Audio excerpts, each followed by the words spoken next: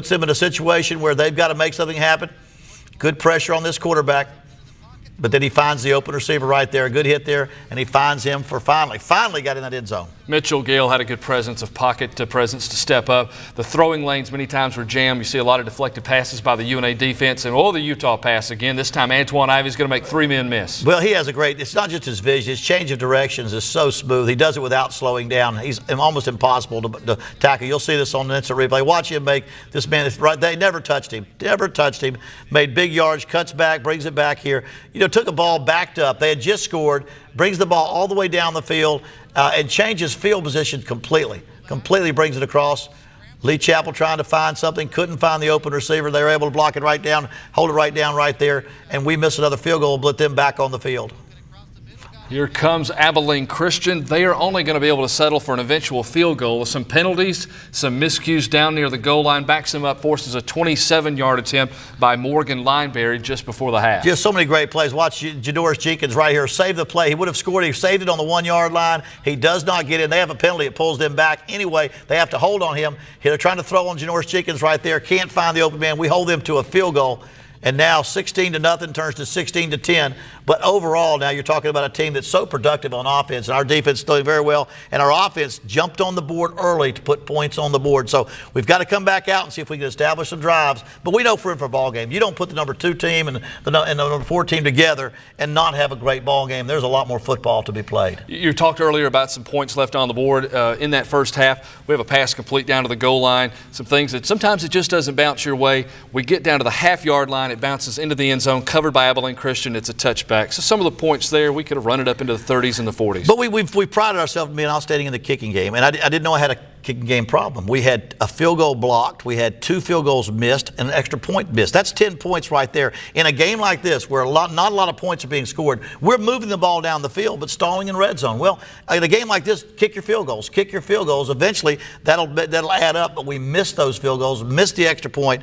Then eventually we fumbled the ball on the 1-yard line that would have iced the game. But all that being said and done, no players lost their composure. Players kept fighting, and we won a tough game on the road against the number 2 team in the country. So you can't complain a lot. You just got to correct those mistakes. What you're going to see in the second half, that defense from North Alabama rises to the occasion. North Alabama knocks off Abilene Christian at Cowboy Stadium in Arlington. Second half highlights when the Terry Bowden Show continues. The Terry Bowden Show, brought to you by Woody Anderson Ford, Layton, Sheffield, and Russellville Pharmacies, and now Logan Pharmacy at Moulton, Little Steve's, and by Brinks Apartments.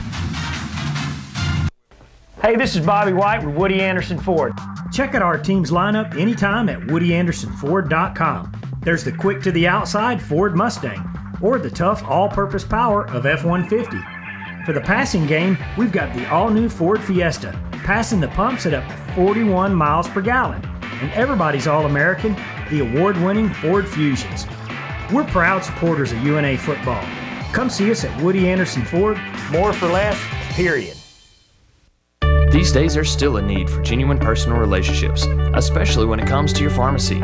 Sheffield, Layton, and Russellville pharmacies are still locally owned and independent, the way you like it. From the time you walk through the front door, you just feel that family atmosphere. Plus, they provide fast, easy, and extra-friendly service every time. Rodney Logan and his staff have everything you need when you need it, and they also specialize in topical compounding medication, mixed on-site. Sheffield, Layton, and Russellville pharmacies. Great customer service at all 3 locations. Lion Pride is a tradition here in the Shoals, and especially at Little Steve's. Our second-generation family-owned business has 4 locations in Florence and Muscle Shoals to serve you. We support UNA because UNA supports us. You'll never know who you'll find shopping at Little Steve's, and you'll never know who can help you out. Little Steve's, where UNA shops. Hey, Terry, this is a heck of a place to shop. You're daggone right about that. 1, 2, and 3-bedroom rental units in the Shoals are affordable when you rent from a family-owned business that's been around since 1959. Brinks Apartments started 3 generations ago and now features more than 500 units across 20 locations, providing comfortable, affordable, and convenient living. Check out Oak Ridge, less than a mile from the UNA campus. Enjoy personal parking and lounge by the pool at Stonebrook Apartments on Cox Boulevard. Brink Apartments, family-owned since 1959. The Terry Bowden Show, brought to you by Woody Anderson Ford, Layton, Sheffield, and Russellville pharmacies, and now Logan Pharmacy at Moulton, Little Steve's, and by Brinks Apartments.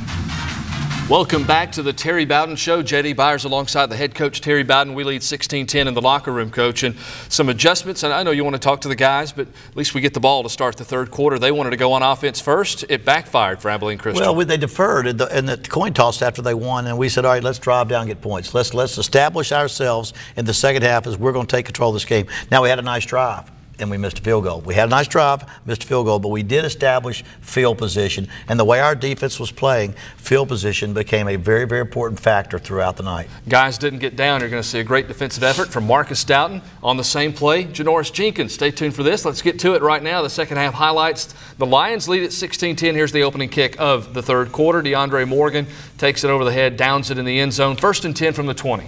We come right back here. A nice completion to Cam Wade on the outside. They were giving us that outside. Nice play for Lee. Threw for 60% completion. 1 touchdown, no interceptions. There's the nice play to Tristan Purefoy on the outside again. He throws the hot route. They blitz the cornerback. He throws the hot route, makes the safety miss. A nice gain up the other side. 2 nice plays, get this drive going, and then we hand off to Wes Holland. Big run up the middle now. As we've got them playing on our heels, this is the opening drive. We've gone from the 20-yard line now to the 36-yard line. Come back right now, hit another hole up the middle, all the way down past the 30 to the 20, inside the 20. Now we're talking almost to the 14-yard line or 13-yard line. And this is where we stalled. This is where we kept stalling all night. Wes Holland running behind those pads, though. Well, running behind the pads, great blocking by the offensive line. But we just got stalled down there. Had a penalty, and then we ran a shuffle pass that went so well for the opening score. They held us to a field goal. We'd already made a 45-yarder, then we missed this one, and now we've missed opportunity to put points on the board in the opening drive. But we did change field position and put them backed up, made them drive the distance. Well, you say they got a lot of yardage, a lot of passes, but on that far to go, that many passing attempts, eventually something's going to happen. Something's going to happen where you don't get, where you turn the ball over or you have to punt, which is exactly what happened.